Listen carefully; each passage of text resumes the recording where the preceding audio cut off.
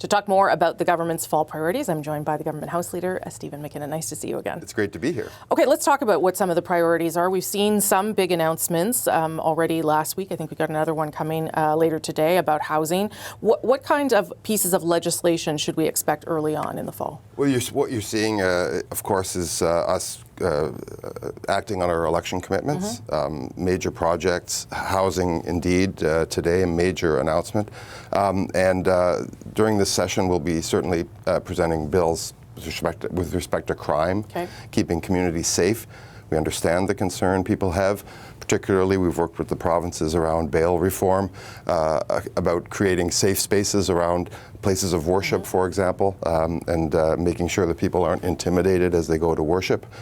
These are the things that we're going to be doing. We'll also be, of course, presenting a budget, a very important budget in October. The finance minister is busy at work on it right now, and it will chart an economic path for the country. Okay, let's talk about both of those things. I'll start with the bail reform. What changes should we anticipate from existing bail reform? Because one of the criticisms, as you know, and the Conservatives have put forward their own private members' bill on bail reform, is that the previous version of this with the government allowed for some ease, I think, on bail, would be fair to say, that judges look for the easiest opportunity or the opportunity that it made sense to release the offender back into society. Are the kinds of things that are going to be clamped down? Well, certainly violent offenders, we needed a new look at that. Let's remember the administration of justice, whether it be Crown prosecutors or courts, or even, for that matter, the capacity of jails to house these offenders or alleged offenders in many cases, is a provincial responsibility. Sure. We're going to be working with the provinces on that, but we wanted to remove any doubt that, when you see violent offenders getting reinserted into the community, that's something that needs to be addressed, and we're going to be acting on that. The Justice Minister has listened to folks very carefully. Would that include mandatory minimums, going back to the idea of mandatory minimums for some crimes? I don't want to go too deeply into the legislation, but as you know, that has to be presented to Parliament first. It's a question of privilege, so I don't want to offend that principle, but what you can expect is that the government will act, I think, very decisively. Okay, is that the first piece of legislation, though? The order of legislation, again, is something that we'll determine. Okay. We're going to get to work on some existing legislation in this coming week. Okay, let's talk about the budget. As you said, very significant because of the parameters that the Prime Minister has laid out. He wants to see austerity. He wants to see investment. He's asked for a 15% operational cut across the board for all departments. What kinds of things will be targeted then, if we're talking about operational spending? Well, look, first of all, there's no question that we need to act on a number of fronts. We need to act to address the trade threats, support industry, steel workers. People watching us this morning, Rosemary, from Sault Ste. Marie or from Hamilton, want to understand that we are going to be supporting those industries, aluminum, the auto sector. The significant support. That's all money, is your point, right? Indeed. Yeah. And then if young people are watching, GST on new homes, these things cost money. They are important investments. We cannot not act on those fronts. But what that means is that we've created some fiscal pressure. There will be a deficit that we have to deal with if we want to pass on a healthy fiscal situation to young people in this country. We'll be doing that as well, and that's going to involve some difficult choices. And just so I'm clear on difficult choices, when we say operational spending, are we talking about jobs in the public service, how to get things done, or are we talking potentially also about programs that no longer make sense or that the government doesn't consider a priority? Well, I think Canadians expect their governments to look through the range of government services and programs from time to time, and perhaps even continuously, and to make sure that we're delivering maximum impact for taxpayers' dollars. These are, of course, taxpayers' dollars, so we'll be doing that. That is going to involve a range of difficult choices. Whether it's programs, we're certainly not going into it with any fixed objective in terms of headcount or in terms of programs, but we're looking at what makes sense, what constitutes an investment in Canada's future or support for vulnerable Canadians.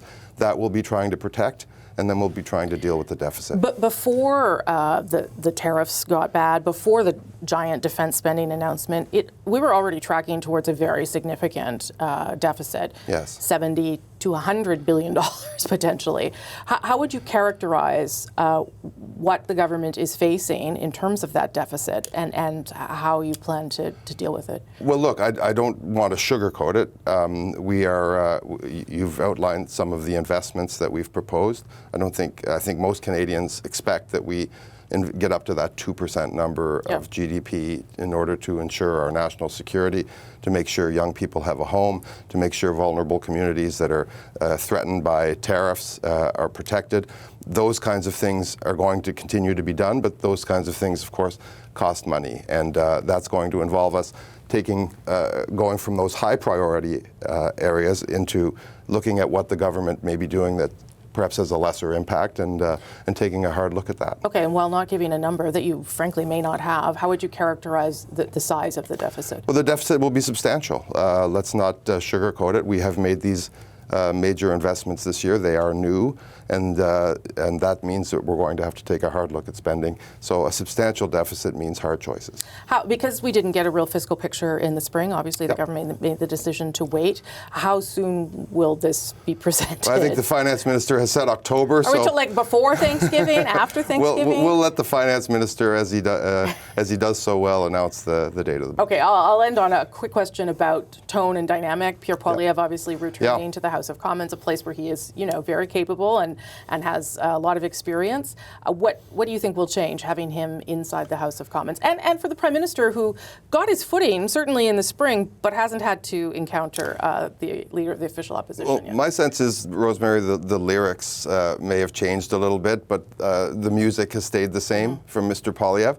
I talk to Conservative MPs. They tell me their constituents want a more collaborative tone. They tell me their constituents expect them to put their shoulder to the wheel alongside the government.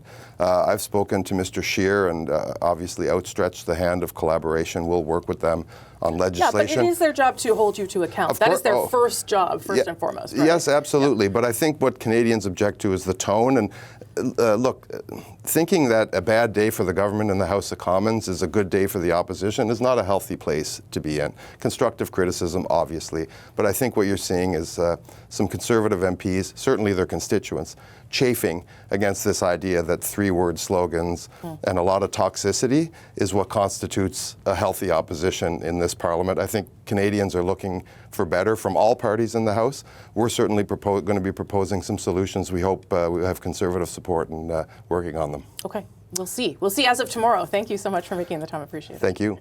In Canada's new government's core mission, our mandate is to empower Canadians by building Canada's economic strengths.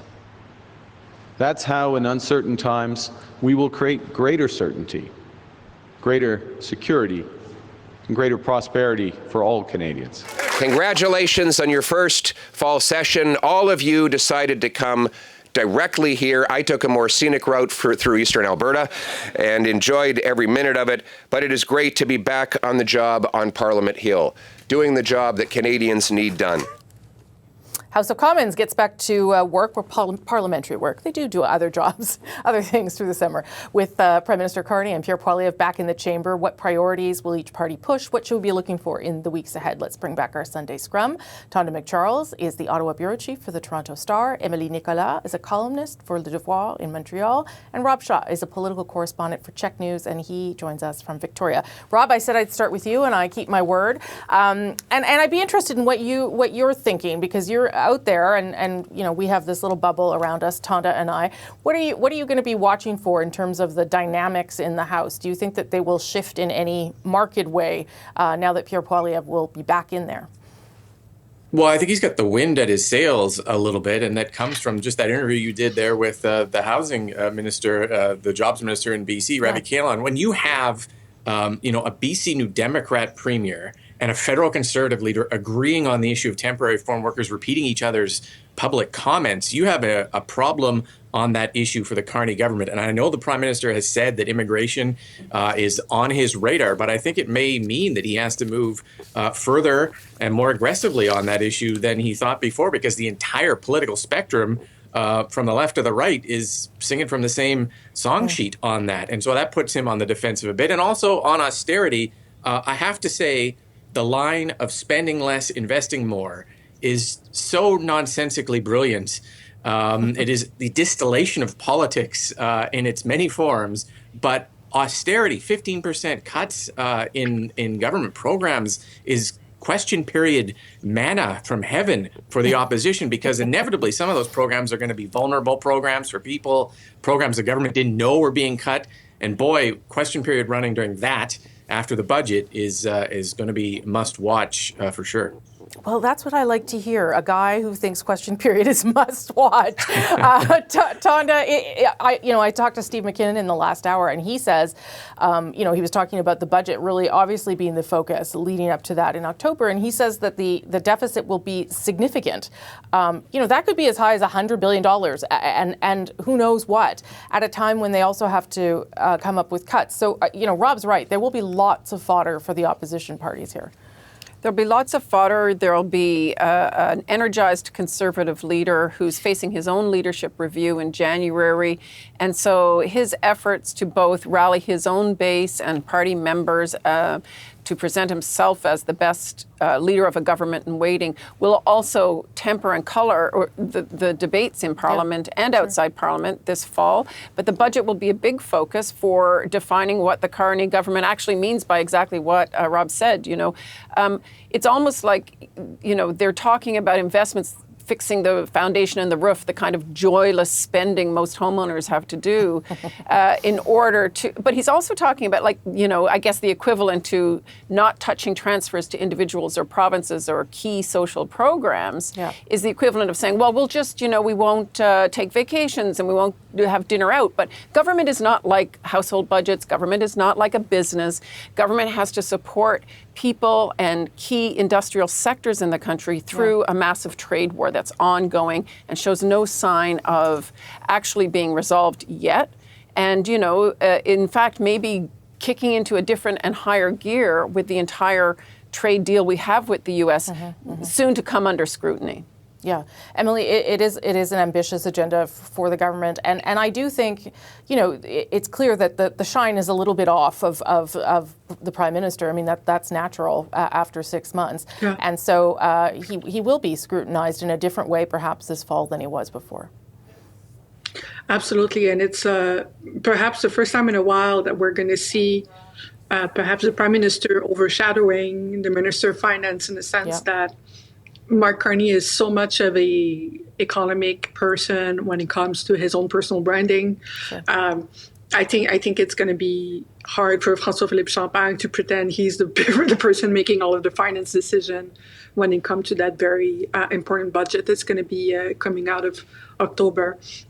Just like everyone else, I will be watching for criticism of Mark Carney coming from both the right and the left when it comes to that tightrope is going to be walking on budget. But just like in last conversation, we're talking about concerns or whether or not where the issues are, where Mark Carney stands, in terms of climate change. I think one of the things I will be watching for in this budget is everything that has to do with equity programs, so-called EDI, things that have been fought for in the last decade in Canada that are being completely destroyed in the United States, and that Pierre Poilievre wanted to have destroyed in Canada as well. I think those are going to be a really good political indicators of where we actually stand in Canada in terms of political ideas. For sure. When we talk about spending less and investing more, what does that mean? And where do people who've been fighting for equity for more vulnerable groups and the role of the federal government there, where we're going to stand in October? That's something I'm watching for. Rob, let me go back to just what will happen in question period. I don't expect a different Pierre Poilievre tomorrow, and I wonder if that's okay. If we will see a shift in his approach in terms of how hard he goes after the government. He put out this letter saying, "Listen, our job as His Majesty's loyal opposition is to hold them to account. That's what our job is. We're happy to work with them when we can, but that is our job." So I wonder whether you expect anything different in terms of tone. It's hard to change the tone of question period. And, you did see Mr. Poilievre in that interview that you aired earlier talk about, supporting government in some areas where it might agree. You're not going to hear that in question period. That'll be off in some third vote, on a bill somewhere else. Question period tone will remain the same. And, I'm not sure if Canadians expect it to be any different because they probably don't watch it, to be honest with you. But there are areas where Poilievre can go very, very aggressive. And I think law and order and crime continues to be one where the Prime Minister is on the defensive. Bail reform, like I know government has said it intends to bring in bail reform. He tried to press the government House Leader. But that is a huge issue out here. Ottawa has tried twice to do it. If you need an advanced PhD in law to understand this bail reform, if it does not meet the moment of frustration on prolific offenders, then the government's going to get savaged on that in question period and everywhere else. So the steps, the boldness of the government, I think, is going to dictate the ability of the opposition in question period to really kind of go at them. Only 30 seconds for Tonda and Emilie. Go ahead, Tonda. Yeah. I was just going to say there are also, other factors that will influence how debates unfold and the tone of politics, and that is how the immigration debate is handled by all parties. And then there's also the looming sort of Quebec election year, if I will. Next year, an election expected at some point, maybe sooner than later. And so how the sovereignty issue plays out in Parliament is something I'm also watching. Emilie, last 30 to you. The issue of question period is great. However, for me, the most important thing to watch will be what's happening in informal relationship between MPs. Last fall, the Conservatives were not even allowed to speak to the Liberals, even informally. Will they be able to speak this time around? Will parliamentary commissions will be able to be something else than just clips? And so that's what I want to know in terms of how many bills can be adopted. That's something we can measure. And also, if there is this will for collaboration from the Conservatives, does it mean that people are actually on speaking terms in the House of Commons? Something I want to know. Tonda MacCharles, Emilie Nicolas, Rob Shaw, thank you for joining us. Hope you'll come back. Thank you all very much for giving me some of your Sunday. I appreciate it.